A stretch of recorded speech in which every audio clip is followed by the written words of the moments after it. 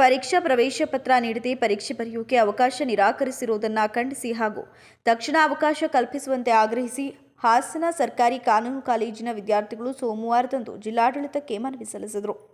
ಸಾಲ್ಗಾಮೆ ರಸ್ತೆಯ ಸರ್ಕಾರಿ ಕಾನೂನು ಕಾಲೇಜಿನ 4ನೇ ವರ್ಷದ ಸೆಮಿಸ್ಟರ್ ವಿದ್ಯಾರ್ಥಿಗಳಿಗೆ ಪರೀಕ್ಷೆ ಬರೆಯೋಕೆ ಪ್ರವೇಶ ಪತ್ರ ನೀಡದೆ ಕಾಲೇಜು ಆಡಳಿತ ತಡೆ ಹಿಡಿದಿದೆ ಅಂತ ಆರೋಪಿಸಿದರು. ಪ್ರವೇಶ ಹಾಗೂ ಪರೀಕ್ಷಾ ಶುಲ್ಕವನ್ನು ಸಮಯಕ್ಕೆ ಪಾವತಿಸಿದರೂ ಪ್ರವೇಶ ಪತ್ರ ನೀಡದೆ ನಮ್ಮ ಶೈಕ್ಷಣಿಕ ಭವಿಷ್ಯಕ್ಕೆ ಧಕ್ಕೆ ತಂದಿದ್ದಾರೆ ಅಂತ ಹೇಳಿದರು.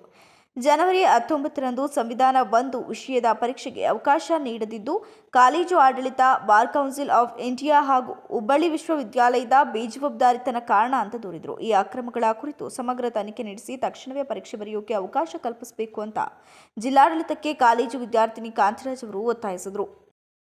ನಮಸ್ತೆ, ನನ್ನ ಹೆಸರು ಕಾಂತರಾಜ್ ಅಂತ. ನಾವೆಲ್ಲರೂ 4th year students government law college. ಏನಂದರೆ ಇವಾಗ ನಮಗೆ ಎಕ್ಸಾಮ್ಸ್ ಅನೌನ್ಸ್ ಆಗಿದೆ KCL ಲಾ ಯೂನಿವರ್ಸಿಟಿ ಹುಬ್ಳಿಯಿಂದ.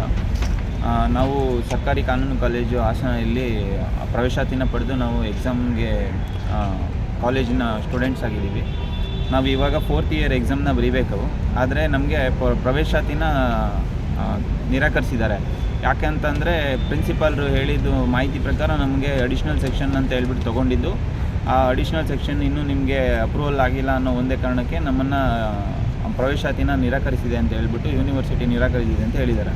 ಅಂದರೆ ನಾವು ಕೇಳೋದು, ಈಗ ಪ್ರವೇಶಾತಿ 4th ಇಯರಿಗೆ ನಿರಾಕರಿಸಿದರೆ ಫಸ್ಟ್ ಇಯರಿಂದ ಏನು ಮಾಡ್ತಿದ್ರು? ನಮಗೆ 1ರಿಂದ 3ನೇ ವರ್ಷದವರೆಗೂ ನಮಗೆ ಬರೀಲಿಕ್ಕೆ ಅವಕಾಶ ಕೊಟ್ಟು ರಿಸಲ್ಟ್ನ ಅನೌನ್ಸ್ ಮಾಡಿ, ಈಗ 4th ಇಯರ್ ಇನ್ನೊಂದೂವರೆ ವರ್ಷಕ್ಕೆ ನಮ್ಮದು ಇಡೀ ಎಂಟೈರ್ ಕೋರ್ಸೇ ಕಂಪ್ಲೀಟ್ ಆಗುತ್ತೆ.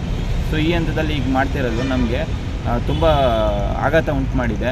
ಮತ್ತು ಎಲ್ಲ ವಿದ್ಯಾರ್ಥಿಗಳ ಭವಿಷ್ಯ ಇದರಲ್ಲಿ ಹಾಳಾಗುವಂಥ ಎಲ್ಲ ಲಕ್ಷಣಗಳು ಕಾಣಿಸ್ತಿದೆ. ಆದ್ದರಿಂದ ನಾವು ಮಾನ್ಯ ಜಿಲ್ಲಾಧಿಕಾರಿಗಳ ಹತ್ರ ಕೇಳ್ಕೊಳ್ತಾ ಇದ್ದೀವಿ, ದಯವಿಟ್ಟು ನಾಳೆ ನಮಗೆ ನಡೆಯುವಂಥ ಪರೀಕ್ಷೆಗೆ ಪ್ರವೇಶಾತಿನ ಕಲ್ಪಿಸ್ಕೊಟ್ಟು ನಮಗೆ ನಮ್ಮ ಜೀವನಕ್ಕೆ ಒಂದು ರೂಪ ಕೊಡಬೇಕು ಅಂತ ಹೇಳ್ಬಿಟ್ಟು ನಾವು ಇಲ್ಲಿ ವಿನಂತಿ ಮಾಡ್ಕೊಳ್ತಾ ಇದ್ದೀವಿ.